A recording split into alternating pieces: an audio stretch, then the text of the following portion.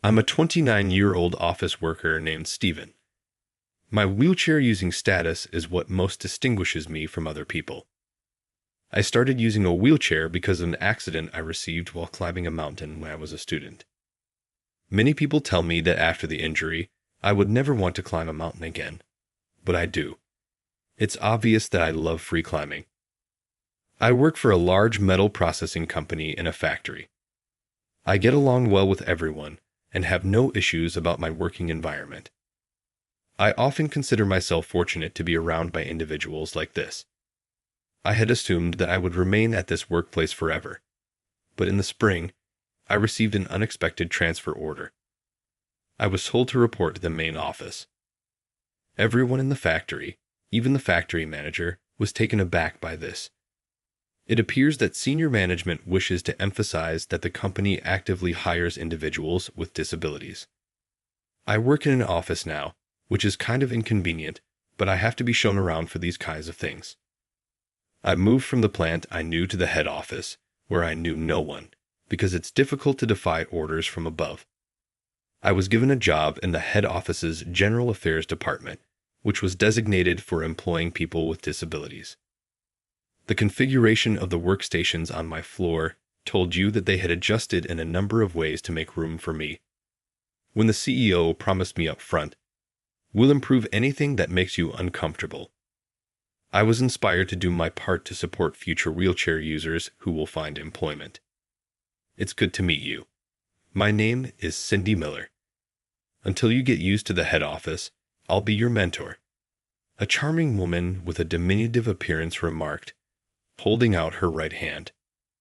I can do most things on my own, but when I need help, I hope you can assist me, I stated to her. She gave an enthusiastic yes in return. I thought I might get along with her, and I felt a little less nervous. You must be Stephen, I see. We're really inconvenienced that you've entrusted us with your care. It's quite bothersome for us as well. Ethan, the department manager, remarked in a voice that betrayed his proclivity for heavy drinking. He appeared to be in his late 40s, with light complexion and a noticeable beer belly. He appeared ill. At least that was my first impression. I was so shocked by his appearance that I was blind to the incredibly offensive remark he had said. My name is Stephen. I said, nice to meet you. Maybe things became worse because I chose to overlook Ethan's snarky remark in my response. I guess he thought I was hard to deal with because I didn't respond to his comment. Ethan glared as he went back to his desk. Ignore him. He speaks that way all the time, Cindy scowled. It appeared that Ethan's subordinates did not think highly of him. That's when my job in the main office started. This is only a small hiccup on the path, not a major disruption. There were no problems because the work was comparable to the administrative responsibilities I had at the factory, and the manuals were well organized. The one small problem was Cindy. It seems likely that she had limited prior experience interacting with people in wheelchairs. She was very thoughtful and had a tendency to treat me like a special person, which made me uneasy. Cindy answered, "Oh, I'll get that for you," as I was about to collect some document files. Everything is okay. I am able to obtain it on my own. I'll ask for help if I can't do something, I informed her. She was shocked when she heard what I had said. I could tell by her expression that she had probably heard the same thing stated to her before. Her cheeks flushed the following instant, as though she was embarrassed by what she had done. So, how about we go out for dinner tonight? I inquired. Pardon, Cindy answered. I want to ask you out. Is that acceptable? I made it clear. She seems taken aback. Yes, she replied. I pressed the drive wheels while holding onto the hand rims after hearing her response. My wheelchair glided effortlessly, like it was an extension of my body. I glanced back to the desk by the filing cabinet and noticed Cindy was looking concerned. I waved at her, a little, I'm fine wave. That day, I asked Cindy out to dinner after work. You know, I drive myself to work. Could we stroll together to the parking lot? We decided to meet at the front door of the business. She appeared a little nervous as she waited for me. I naturally gazed up at her from a lower vantage point from my wheelchair. She was wearing lipstick that was not the color she usually wore to work. It seems like she touched up her makeup. The small alteration in her profile intrigued me a bit. Not that I'm easily won over, but she really is that alluring. I said, "So, you drive." Even though I have a driver's license, I never drive. Cindy admitted, flushed. Her feelings are visible on her face. I find it endearing because she's a straightforward person. You two are heading out, I see. Is there somewhere you can locate Stephen to go inside? You would spend the entire night searching for a spot. The department manager, Ethan, just so happened to walk by and burst into another snarky comment. This is how he's always been, not just with me. He frequently treats his subordinates rudely and unfairly. He acts naive as he transfers his own shortcomings onto his colleagues. My coworkers told me that although Ethan, the CEO's son-in-law, might be rude and incompetent, no one can really say anything to him. I smiled and said, "I'm sorry to worry you, Ethan, but I've researched places that are accessible for a date." Frustrated, Ethan clicked his tongue. He must be irritated that I am unaffected by any crude comments he makes. He hurriedly departed with a disgruntled expression. I wonder whether he's limited to saying hurtful things. Cindy spit out her tongue at the shrinking form of Ethan. Her admirable act caught my attention more than Ethan's mocking comment, and it even made me grin a little. As the one who had invited Cindy, I was happy that she was always surprised on our date. She attempted to assist me in folding my wheelchair as I was getting into the car. She gave me a startled look when I swiftly folded it before she could and put it in the back seat. When we got to the restaurant, the same thing took place. When she saw me assemble the wheelchair and move myself, she was taken aback. "You really can do anything." "Most things, yeah, but there are things I can't do." "And what do you do then?" This conversation was taking place on the ramp that led to the restaurant reservations door.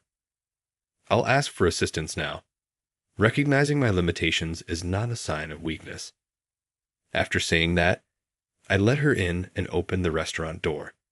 With a smile, Cindy answered, "Thank you," blushing a little. Wheelchair-accessible locations are increasingly prevalent these days. I disclose that I use a wheelchair when I make reservations at a place I'm going for the first time. In this manner, neither the restaurant nor my friend will be taken by surprise. The highlight of this restaurant was its brilliantly lighted English garden, which could be seen from the excellent location at the reserved table. Once we'd given our orders, I apologized, saying, "I thought it would be good if you, as my mentor, knew more about me. I apologize for suddenly asking you out." Then it dawned on me. I apologize. Are you in a relationship or something? I really hope that there won't be any miscommunication. She ran the possibility of being a major nuisance if she had a man in her life. Cindy laughed loudly at my abrupt hurry. She laughed herself to tears. "Sadly, there isn't such a man," she murmured, blotting away her tears. She went on to say that she thought it was funny that I was bringing this up at this point. I felt more connected to her somehow because of the laughs. She then revealed to me a secret that she had never previously disclosed to anyone. I too was once severely injured and was told that I might never walk again. Her unexpected confession surprised me. Cindy informed me of her high school para-equestrian background. When she had a serious fall during training, the medical professionals had given her this prognosis. When I remember the despair I felt at that time, I still wake up at night even now. That was something else I had dealt with. I had changed from what was normal for me up until that point. I was so nervous about how my life might turn out after that it was overwhelming. There were moments when I sobbed as I looked at my own motionless legs. I was not moved by anyone's words of support. That was a moment I experienced too.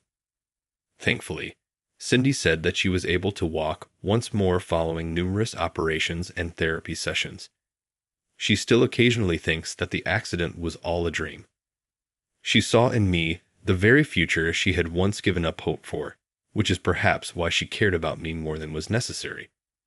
She was, once again, a genuinely lovely and honest person, I realized. Cindy apologized and hung her head.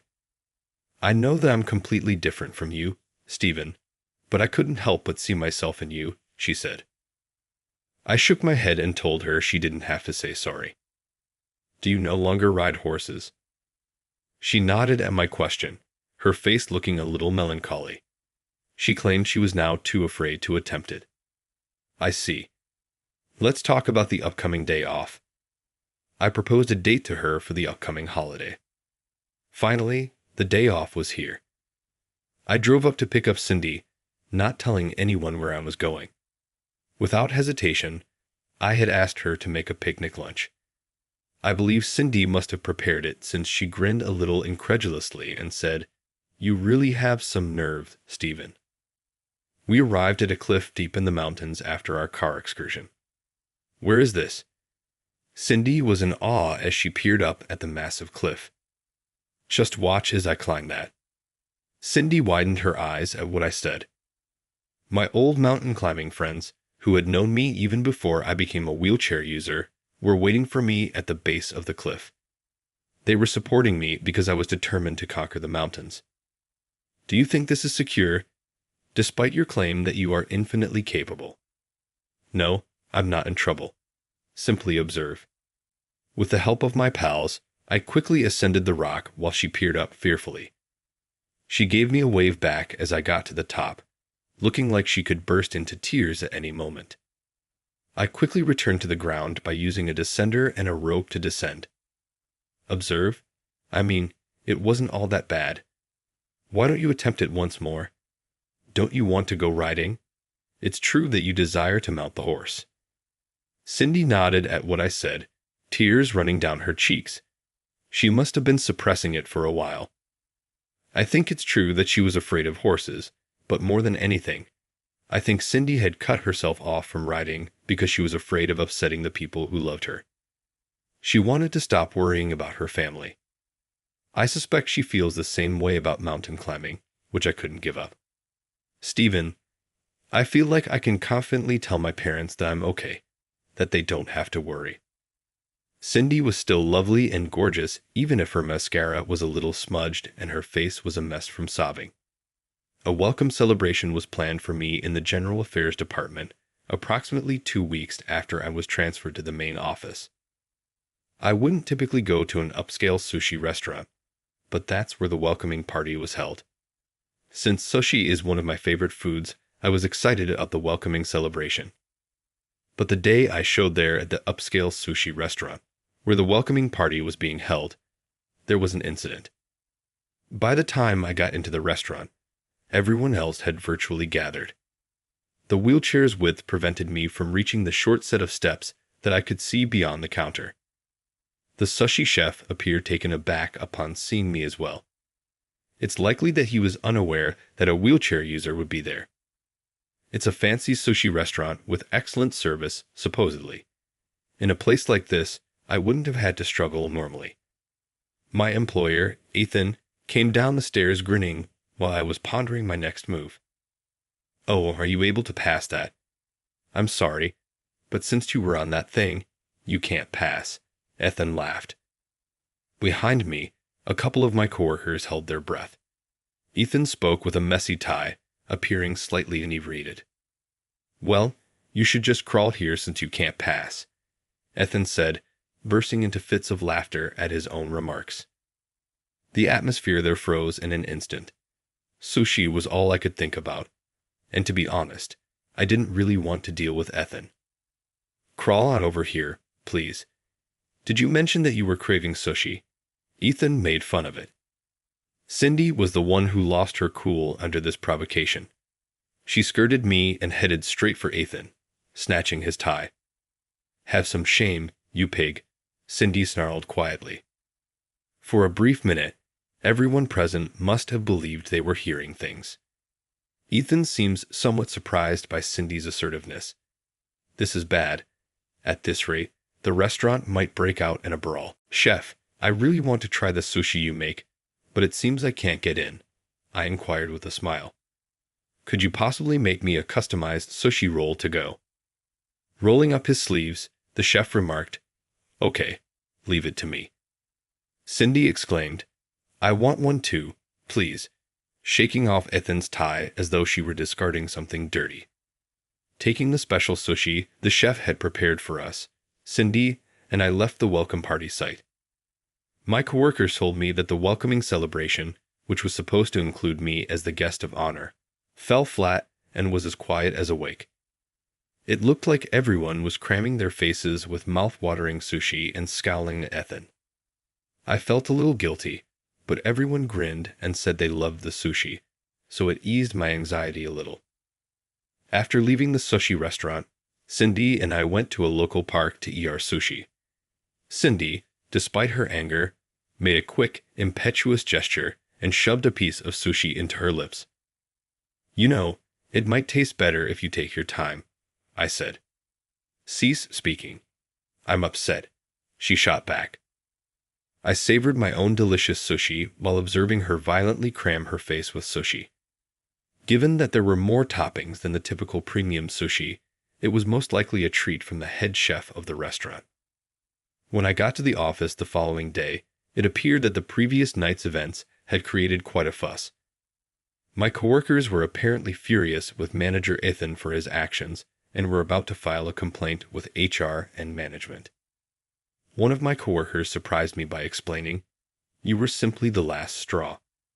Although many had long been dissatisfied with manager Ethan's behavior, they were compelled to put up with it because he is the boss's son-in-law. But everyone has decided they can no longer stand it as human beings after witnessing his abuse of you last night.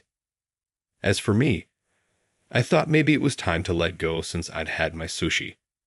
But when Cindy said, It's for the person who gets hired next, I was a little embarrassed by my carelessness. I had been a little conceited, believing that everything would be all right as long as I was content. I had not really given much attention to my future enemies.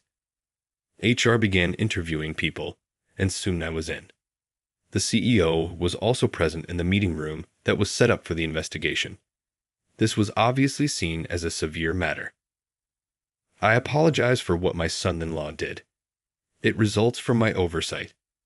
The CEO began by saying, Please forgive us. This made me feel a little overwhelmed. Cindy, who conducted the interview before me, seemed to go into great depth regarding the previous night's incident and everything that had preceded it. Furthermore, it appears that they were also able to obtain information of manager Ethan's wrongdoing from other coworkers. We're considering asking Ethan to leave the headquarters and demoting him. Will that make you feel a little happier? The CEO inquired. I considered it for a moment. That didn't seem like a very good solution.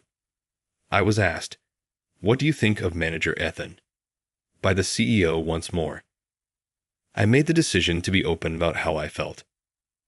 I regret for him. Most likely, he just lacks creativity. Since we recently met, I can't say much, but I don't think manager Ethan is bad. My reaction surprised the CEO, but not before I told the CEO and the HR manager about all the harassing behavior I had heard from my coworkers from manager Ethan. Nevertheless, manager Ethan and everyone else alike ought to get another opportunity at life. After this whole disaster, I told the CEO, I thought Ethan would change his attitude. Ethan has a wife and kids. He has a lot to protect, even though I'm single. Give him a chance, please. I bowed to the CEO after that. I'm moved by your kindness. I am grateful for your forgiveness of my son-in-law and for keeping my daughter's family safe. I'm appreciative as a father-in-law, the CEO remarked. I was moved to tears by his words. If a man with this capacity for sincere apologies leads the organization, it will be in capable hands. I thought this was a terrific company. Cindy remarked, Again, I heard you forgave manager Ethan at the rooftop rest area. In the beginning, I wasn't truly angry.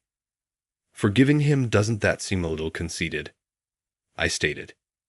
Cindy had become much more laid back since our sushi dinner in the park.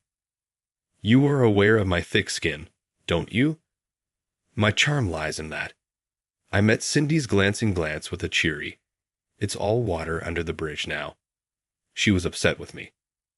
It's astonishing how thick-skinned they are.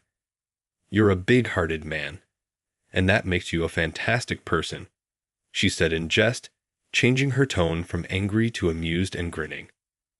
The next time, how about we go horseback riding? I want you to fully appreciate who I am. I said, "Of course, I'll go with you." Cindy laughed. No need for formality. Her smile gave me a sincere impression that the move to the headquarters hadn't been all that horrible.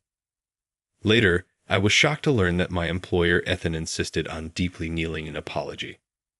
I bolted as quickly as I could when he sniffled and attempted to give me an embrace. This sight had my coworkers giggling uncontrollably. The office felt as though an unexpected wind of fresh air had rushed in. Cindy started crying because she was laughing so much. "Hey, please quit laughing and provide a hand."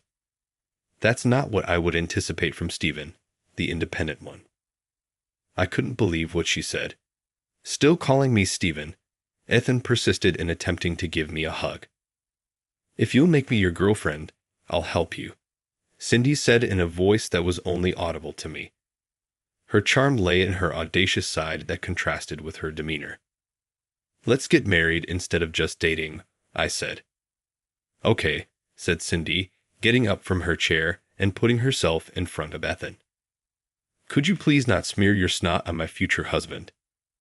The entire department burst out laughing at her remark. Salutations rained down from all sides. The future looks quite promising. Is it premature to start anticipating our nuptials? How do you feel? If you subscribe to the channel, I'll be inspired to create more content.